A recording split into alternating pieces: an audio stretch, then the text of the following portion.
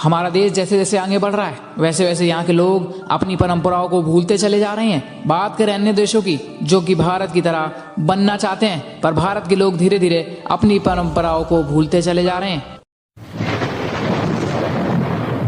हम ऐसे देश का हिस्सा हैं जहाँ जितने राज्य हैं, जितने शहर हैं और जितने भी गाँव हैं उनसे कई ज्यादा वहाँ की परंपराएं हैं। ये परंपराएं ऐसी हैं जिनके बारे में किसी को पता होता है तो किसी को नहीं। बात जब हिंदू परंपराओं की आती है तो इसमें भी हर परंपरा से जुड़ी अलग अलग मान्यताएं होती हैं जो पीढ़ी दर पीढ़ी चलती चली आ रही हैं। ये परंपराएं ऐसी हैं जो हिंदुत्व की संस्कृति का आईना है। देखा जाए तो सदियों से हिंदुओं ने रोजमर्रा के घरेलू कामों में कई अनुष्ठानों और परंपराओं का पालन किया है। आज भी ये परंपरा पूरी की जाती है। आज हम आपको हिंदू परंपराओं के बारे में रूबरू कराएंगे जहां आपको उनके पीछे छिपे वैज्ञानिक महत्व के बारे में पता चल सकेगा। तो चलिए फिर इंतजार किस बात का है, तो चलिए शुरू करते हैं। हिंदू धर्म विज्ञान से संबंध रखता है क्योंकि हिंदू धर्म से संबंधित कई क्रियाएं ऐसी हैं जिन्हें देखा, छुआ, महसूस किया जा सकता है। ऋषि मुनि ने जो भी वेद बताए हैं सब लिखित में मौजूद हैं और सूर्य के इर्द गिर्द जो भी क्रियाएं होती हैं वो वेद में स्पष्ट होता है। योग एक विज्ञान आधारित क्रिया है तथा कई ऐसे और भी सबूत हैं जो ये साबित करते हैं कि हिंदू धर्म एक वैज्ञानिक आधारित धर्म है और यह धर्म इसकी साफ रूप से तस्वीर पेश करता है। चलिए जानते हैं। माथे पर तिलक लगाना। हिंदुओं में पूजा पाठ के दौरान या किसी शुभ कार्य के मौके पर माथे पर तिलक लगाए जाने की परंपरा है। तिलक लगाने के पीछे का तथ्य यह है कि हमारे माथे के बीचों बीच आज्ञा चक्र होता है। इसी जगह पीलियन ग्रंथि होती है। जब उस जगह पर तिलक लगाया जाता है तो पीलियन ग्रंथि का उद्दीपन होता है। इससे शरीर के सूक्ष्म और स्थूल कंपोनेंट्स जागते हैं। मस्तक पर तिलक लगाने से बीटा एंड्रोफिन और सेरोटोनिन नामक रसायनों का साव्र विसंतुलन होता है। इससे मस्तिष्क शांत होता है, एकाग्रता बढ़ती है, गुस्सा और तनाव कम होता है और सकारात्मक सोच विकसित होती है। चलिए बढ़ते हैं आगे। बड़ों के पैर छूना। हिंदू धर्म में आज भी हर छोटे बच्चे को सिखाया जाता है कि बड़े का आशीर्वाद लेने के लिए उनके चरण स्पर्श करें।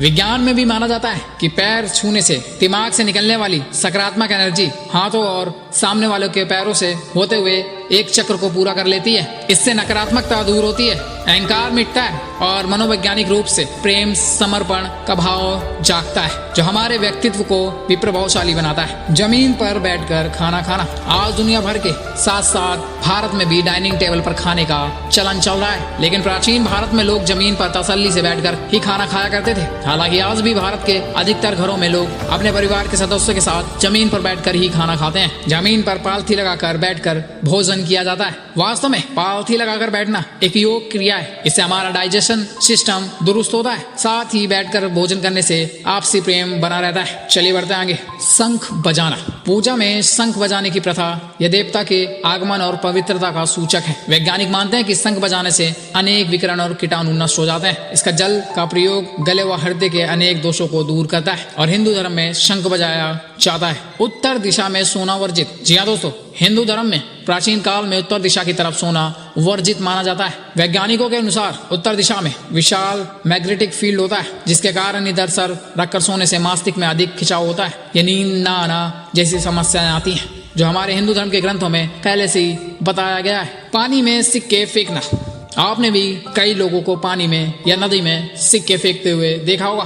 पानी में सिक्के फेंकने का अर्थ तो यह होता है कि वह एक शुभ अवसर लाएगा या अच्छी खबर। वैज्ञानिक तौर पर माने तो पहले सिक्के तांबे के बने होते थे और तांबा मनुष्य के शरीर के लिए बेहद महत्वपूर्ण कारक होता है। अगर ऐसे हम नदी में सिक्के को डालते हैं तो इससे पानी की सफाई होती है और पानी मनुष्य के लिए महत्वपूर्ण है। तो ये थी कुछ हमारी हिंदू परंपराएं जो प्राचीन काल से चलती आ रही हैं, पर अब हमारा देश जैसे जैसे आगे बढ़ रहा है वैसे वैसे यहाँ के लोग अपनी परंपराओं को भूलते चले जा रहे हैं। बात करें अन्य देशों की जो कि भारत की तरह बनना चाहते हैं, पर भारत के लोग धीरे धीरे अपनी परंपराओं को भूलते चले जा रहे हैं। क्या हमें अपनी परंपराओं को बढ़ावा नहीं देना चाहिए? इससे तो लोगों को फायदा ही होगा। आपका क्या कहना है? आप अपनी राय हमें कमेंट सेक्शन में बता सकते हैं और आपका दिल से धन्यवाद वीडियो में एंड तक बने रहने के लिए। आज के लिए बस इतना।